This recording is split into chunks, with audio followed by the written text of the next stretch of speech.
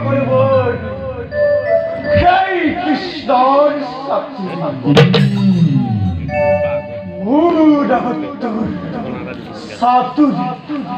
নচলিব ঠিক সিহঁতৰ মাজত এজনী মাৰি ধৰি